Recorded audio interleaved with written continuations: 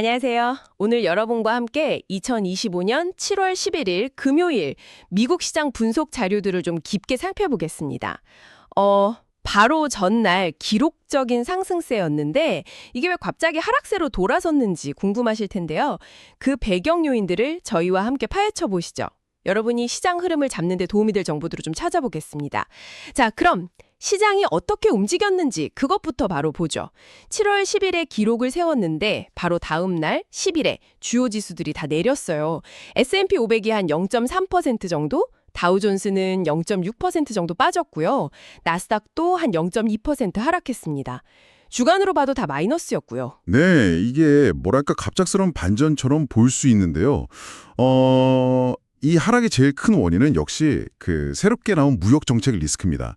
그 트럼프 전 대통령이 캐나다 수입품에 대해서요, 8월 1일부터 관세를 무려 35%로 올리겠다고 발표했거든요. 상당히 높은 수치죠.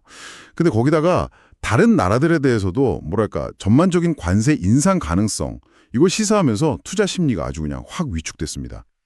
그 관세 발표 하나가 시장 분위기를 그냥 바꿔버린 거군요. 단순히 캐나다 문제가 아니라 이게 더 커질 수 있다는 걱정 때문에요? 네, 맞습니다.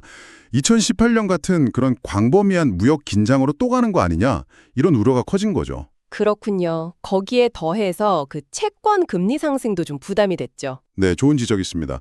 그것도 분명 부담이었어요.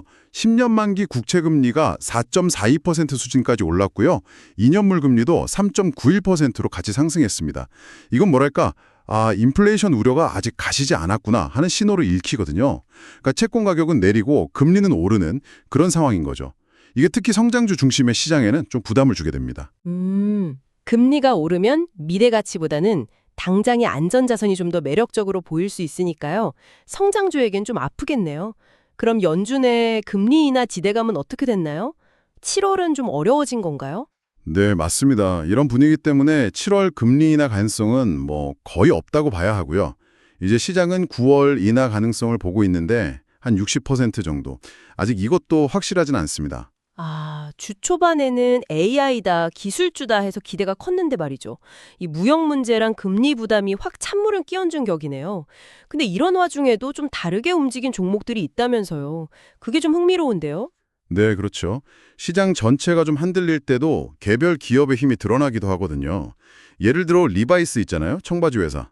여기는 실적 전망도 올리고 매출도 잘 나왔다. 이러면서 주가가 10% 넘게 확 뛰었어요. 와, 시장 분위기랑 완전 반대로 갔네요? 네, 기업 자체 펀더멘털이 좋았던 거죠. 반면에 전날 델타항공 실적이 좋아서 올랐던 항공주들은 또 조정을 받았고요. 유나이티드 항공이 한 4%, 아메리칸 항공은 5% 정도 내렸습니다. 항공주들은 좀 쉬어갔군요. 빅테크는 어땠어요? 거기도 좀 달랐나요? 네, 빅테크 안에서도 좀 차이가 있었어요. 엔비디아는 여전히 강해서 시가총액 4조 달러를 넘겼는데요. 반면에 메타, 페이스북이죠. 여기는 유럽연합 규제 우려 때문에 한 2% 정도 하락했습니다. 개인정보나 시장 지배력 관련해서요. 규제 이슈가 또 발목을 잡았군요. 그리고 크래프트 하인즈도 좀 올랐다고요? 네, 거기는 구조조정 기대감으로 한 2.5% 반등했습니다. 이렇게 보니까 시장 전체 흐름이랑 개별 종목 움직임이 정말 다를 수 있다는 걸 꼭 기억해야겠네요. 다른 자산 시장들, 금이나 유가 같은 건 어땠습니까? 역시 불안하니까 안전자산 선호가 좀 나타났어요. 금 가격은 온스당 3,355달러 수준으로 1% 정도 올랐고요. 달러도 강세를 보였습니다. 근데 좀 특이한 건 유가인데요. 원유 수요가 괜찮을 거다 이런 기대감 때문인지 브렌트유랑 WTI 모두 2% 이상 올랐어요. 유가는 또 수요 기대로 올랐군요.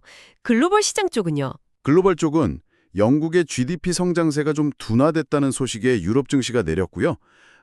미국에서 자금이 좀 빠져나가서 유럽이나 신흥시장 쪽으로 이동하는 그런 흐름도 좀 보였습니다.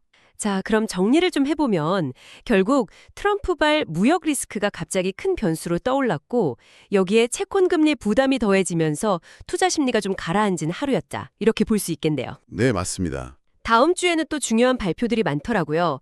주요 은행들 실적도 나오고 소비자 물가지수 CPI나 생산자 물가지수 PPI, 소매 판매 같은 지표들도요. 그렇죠. 그래서 다음 주가 시장 방향을 가늠하는 중요한 분기점이 될 것 같습니다.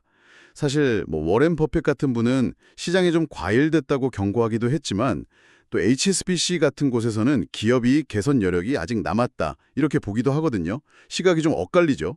네, 정말 전망이 엇갈리네요. 결국 다음 주 지표와 실적들이 이런 불확실성을 좀 걷어내고 새로운 방향을 보여줄지 그걸 지켜봐야 합니다.